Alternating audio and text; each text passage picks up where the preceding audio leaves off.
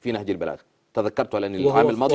وهو يعني هي نفسها حسبنا كتاب الله الذي قالها عمر وتقصد بها عمر بن الخطاب. فنعود مرة أخرى، قلنا الإمامة وهناك آية، قلت أن هناك آيات أخرى تدلل على الإمامة.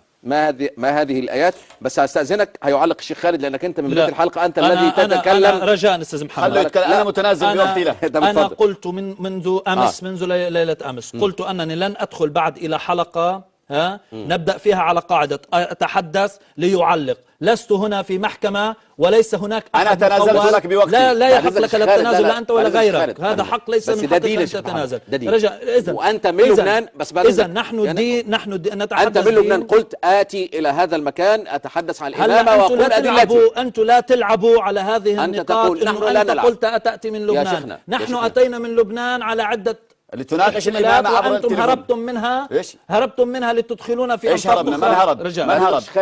من هو الذي هرب؟ طيب يعني دعنا لا نتحدث. ما هي الذي أتيت من أجله ونحن قد خالفنا عهدنا معك؟ أنا أتيت لكل الناس عبر قناة صفا. وعن قناة صفا، هذه القناة التي لا مشروع لديها، ليست طائفية وفتنوية كمان. ليست طائفية. أنا أؤكد فتنوية. بحكيك أكثر من هيك. هذه القناة التي لا تحمل سوى كرها وبغضا للشيعة. تتجمل للشيعة بهذا الكلام؟ تتجمل لخامنئي بهذا؟ ولا الحسن نصر الله؟ ما خصك هذا. انت اول شيء هو يريد ان يرسل رساله لحسن نصر الله اول شيء حسن نصر الله هو رجل محترم عند الشيعة، أقله عند جماعته، وعليك أن تحترم وتكون تتجمل له بهذا الكلام، وتكون في مسافة من احترام الناس وتقييم الناس. محمد أنت الآن في مناظرة علمية. أنا على خصام مع السيد حسن نصر الله، ولكن أنا لا أسمح لنفسي أن أقول له على الهواء مباشرة حسن نصر الله لأستخف به وأستهين به، لأن هذه من قلة أدبي إذا كنت قد أوافق على أن أقول عن عالم بهذا الشكل. وكذلك الأمر إذا تطرق أحدهم إلى أحد. خليه يتكلم على الدليل الثاني. نحن نتحدث في دين يا شيخ محمد، نحن نتحدث في الإمامة. أنت هنا تأتي، أنت هنا أتيت لكي تقول فكرا بعيدا عن عقائدك وما تريد أن توصل له. هو قال لي لا يلتزم بأي كتاب. أنا بقول لك كده يعني أرجو ألا نتداخل. شيخ خالد ممكن؟ من شيخ قال ذلك؟ محمد الحاج حسن أتى إلى صفا فقط لا يحمل إلى أجندة واحدة، هي أنه يقول أفكارا ولا يقول دينا وعقائد، في حين أن الشيخ خالد الوصابي كان مستعدا له لكي يفند من هو حتى ما يقول. من هو حتى يستعد؟ لا هو شيخ كبير. فإذا لا يستطيع. أنا أتيت بعد إذنك شيخ خالد، هو شيخ كبير وأنتم الآن في مناظرة علمية. لا نحن سق أدلتك، أعلن انسحابي وهو يفندها لغياب. أعلن انسحابي من هذه الحلقة لافتقاد كل مقومات. لا قبل أن مقومات. أنا أتيت بالكتب هذه قلت تتبرأ من الجميع الكتب هذه. كل المقومات. قلت لي أنك لا تلزمني من أي كتاب لأنك تتبرأ منها. لأنكم لا تحملون في عقلكم لا فكرا تشريعيا ولا تحملون. أنا أتيت بهذه الكتب قلت لي أنت تتبرأ منها جميعا. كيف ألزمك؟ أهل البيت عليهم السلام. لا هذا الكره والبغض للشيعة عليكم أن تخرجوا منه، لأنكم تسيئون أصلا إلى أهل السنة الذين. من هم أهل السنة؟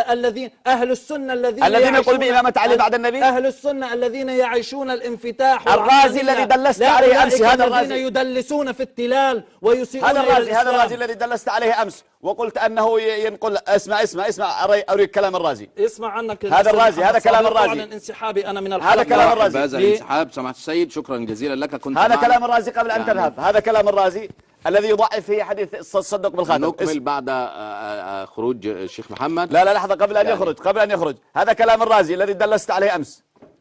قال لا نسلم أن هذه الرواية المذكورة في الآية في علي نزلت. نعم.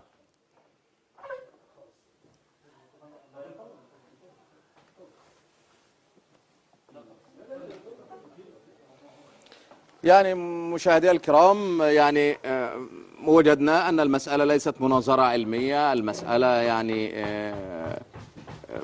ربما هناك أهداف أخرى لتجريم صفا، ويعني لكي يقال أننا طائفيين وفتنويين، وكنا قد أتحنا لسماحة السيد محمد الحاج حسن الفرصة كاملة كي يقول ما شاء، لكنه لم يأتي لمناظرة علمية، إنما فقط أتى ليقول بعضا من الأفكار كما ذكرت قبل ذلك.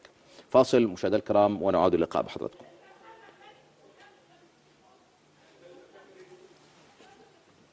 طيب نكمل مع حضراتكم مشاهدينا الكرام. يعني شيخ خالد اتفضل. يعني انت قلت ان انا والتقينا امسي وضع الخلل. لا، هسألك السؤال نفسه، ما هو وجه الخلل في لقائك مع الشيخ محمد الحاج حسن؟ انا سألت الشيخ محمد هذا السؤال يعني في لقاء الشخصي به. والله الشيخ محمد الحاج الحسن رجل من حيث الأخلاق مؤدب، لكن هو لا يريد أن يلتزم بأي قول. يعني يريد أن يمثل مذهب الشيعة لكن لا يلتزم بكتب الشيعة. تأتي لي بأي كتاب قال لا أنا أتفكر تفكير حر نفسي، ونحن نتحدث في دين يعني طيب ما يتحدث باسم مذهب، هو يتحدث باسم نفسه شخصيا. يعني إذا أتيت له من كتب الشيعة قال أنا لا ألتزم بها، إذا ألزمته ألزامات قال أنا لا أجيب عليها. يريد أن يتحدث فقط لنفسه وحده. طيب ننتظر يعني تغيير رأي سماحة سيد محمد الحاج حسن ليعاود يعني التواصل معنا على هذا الكرسي، ربما بعد إقناع الزميل أسامة خضر له، يعني كي نلتقي على كلمة سواء كما قلنا، ونتمنى أن تهدأ الأجواء وأن تكون على خلاف ما نريد، والمسألة هي عقيدة ودين وليست يعني فتنة ولا طائفة ولا غير ذلك. وقد اتهمنا سماحته بأننا نكره آل البيت ونترك الجمهور يحكم علينا إن كنا نكره آل البيت، ويثبت ذلك بأي فيديو أو اتصال أو لقاء لأي من السنة في العالم تجاوزوا في حقهم رضي الله عنهم وأرضاهم. فاصل ونلتقي.